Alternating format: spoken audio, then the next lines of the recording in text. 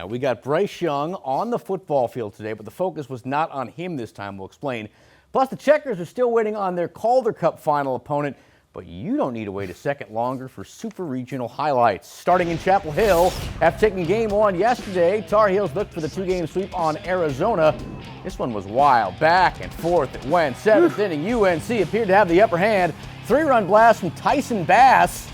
North Carolina goes up 7-6. They later go up 8-6, but look out. Wildcats coming back with fury. 4 straight runs. Maddox Mikalakis bringing 2 in here with this single. 10-8 Arizona now with the lead. Ninth inning. UNC, they still had a chance. Luke Stevenson represented the tying run, but he pops up to end the game after getting crushed 18-2 in the first game. Arizona comes back to win this one, 10-8 final. There will be a deciding game 3. It goes down Sunday at noon.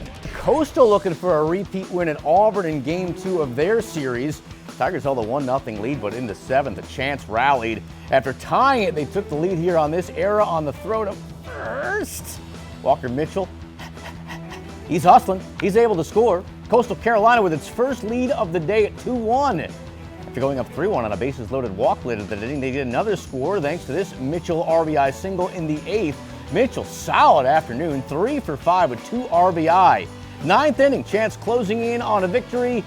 Consider this case closed. 4-1 final. Coastal, Omaha bound for the first time in 9 years. And Joey Ellis, they're coming in hot. We're talking 23 straight wins. How is anyone going to slow them down? I don't know. I mean, they're going to get the winner of that first game you showed, North Carolina, Arizona, and either opponent I think you're going to take your chances with. And just Kevin Schnall has done such a good, I mean, he takes over for Gary Gilmore, who's nearly there 30 seasons. And obviously the last time they went there in 16, they win the whole thing. So he had big shoes to replace as it is, and he has just gone in there, and they haven't really skipped a beat. They're getting really good pitching, timely hitting. As you said, 23 wins in a row. You want to play your best baseball, and they're doing that right now. They were talking going into the Super Regional that they didn't have the power maybe to compete in the series, but with the way that they're playing, the timely hitting, as you just mentioned, power schmower. I mean, they got what it takes to win this whole thing. Well, they're getting base runners, and they're finding different ways to win different games, and that's what you have to do, is being able to do that. Granted, again, looking ahead, let's say you do get a North Carolina team that's a team that's got great pitching and they're also playing very well, but you've won it in 16, so you have some, I mean, Schnall was there on that championship team. Yep. So he knows what kind of goes into that, and Sunday will be a very exciting day, though, before we get the whole Omaha bracket set. It's a great time of year. So much going on in the Maybe sport. not the most wonderful time of year, but it's close. It's great, not wonderful, yes. Friday, we got past the final hurdle standing in the way of colleges and universities paying their student athletes. A judge formally approved a $2.8 billion settlement agreement between the NCAA and the lawyers representing all Division I athletes. The NCAA will now pay back damages over the next 10 years to athletes who completed college at any time from 2016 through today. Plus, moving forward, each school can pay its athletes up to a certain limit. The annual cap is expected to start at roughly $20 million. Between OTAs and mandatory minicamp, Panthers quarterback Bryce Young, he's staying pretty busy. Yeah, Saturday he hosted a youth football camp at Johnson C. Smith University. Casey Funderburg was there, and she talked with QB1. Beep, beep. NASCAR in Michigan this weekend. This is who's up front for Sunday's Firekeepers Casino 400. Chase Briscoe must like being the bridesmaid, but never the bride. He's claimed 3 consecutive poles. We'll see if it can actually turn this into a checkered flag tomorrow. Kyle Busch will start alongside him on the front row. Denny Hamlin, William Byron, Kyle Larson round out the top 5. And of course, you can hear more from Rocco coming up Sunday on Around the Track as they get you ready for that Cup race. Moving to the Xfinity Series, it's a week off for them, but there's one driver with a lot on his mind. Blake Harms reports. We got playoff soccer coming your way Sunday in Charlotte. Carolina Ascent FC will host Fort Lauderdale United FC in a USL Super League semifinal match at American Legion Memorial Stadium. The Ascent claimed the Super League Players' Shield this season. Kickoff is at 7 p.m. tomorrow. Super Bowls aren't the only prize NFL players can shoot for these days. Now there's a chance to go for the gold at the Olympics. First thing is first, though, for the guys in the U.S. They actually have to make the team. Magic from the Lakers in red. History has a funny way of repeating itself. Back in 1991, we were asking all kinds of questions on how pro basketball players would factor into Olympic plans. Gets the roll. Now, 34 years later, that same curiosity is focused on the stars from the NFL. with flag football set to make its Olympic debut in 2028. It's hard to assume anything right now of how that breakdown is going to be, because at the end of the day, I think what we lean back on is, I'll preface by saying, of course we're excited, that we'll have access to more elite players in our pipeline. In other words, USA Football wants NFL players involved. Owners recently approved it happening, but whether or not it actually does remains up in the air.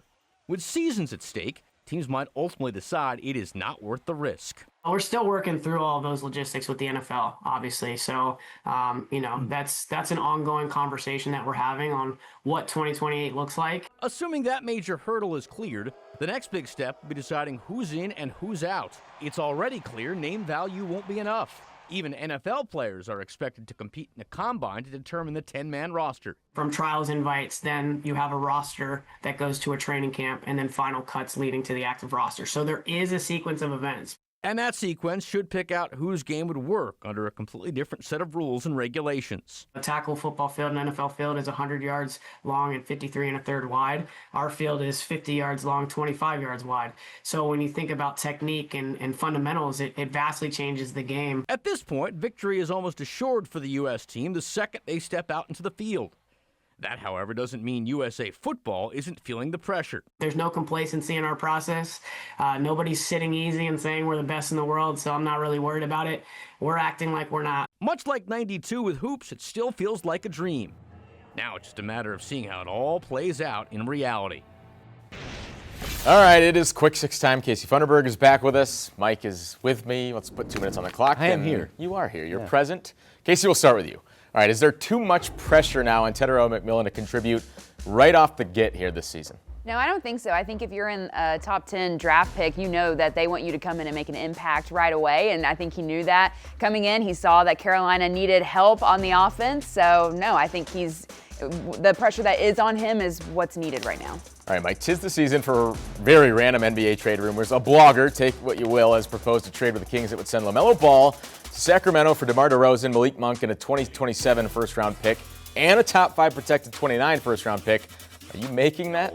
No. Unless you just want to get LaMelo off the books for the salary, but I don't think, if you're making that trade, you're trying to get better. I don't think that makes the Hornets better. That's bad. At all. That is bad. That's why we call them a blogger and a random trade. Yeah. All right, Casey, where would a Checkers Calder Cup win rank among Charlotte sports achievements, of which there have been many?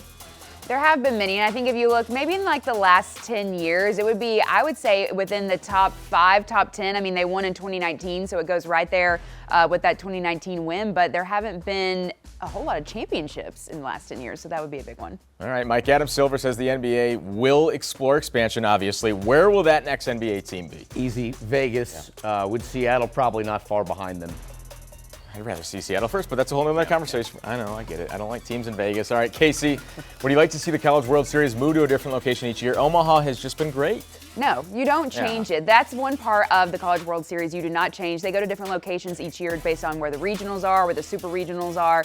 Omaha is known for the College World Series, and it needs to stay that way. All right, Mike, you're always begging us here to go see a movie with you after the show. And so you're the movie junkie. Name a movie you thought would be just fantastic, but ends up as a total flop. Independence Day 2. This question has actually been asked before. There is no movie that gets me fired up more than this, but the '96 Independence Day was so good, and it was so fun, and it had such great action, and this one was so poorly written. The trailer looked nothing at all like the movie. The jokes were bad. The writing was bad. The acting was bad. Everything about it was bad. I left the theater visibly angry and kind of sick to my stomach how disappointed I was with this movie. How was the movie, Mike? It was so bad. I loved it. So bad. I would love to see a movie with you after that rant. All right, there is just really nothing like a Carolina crowd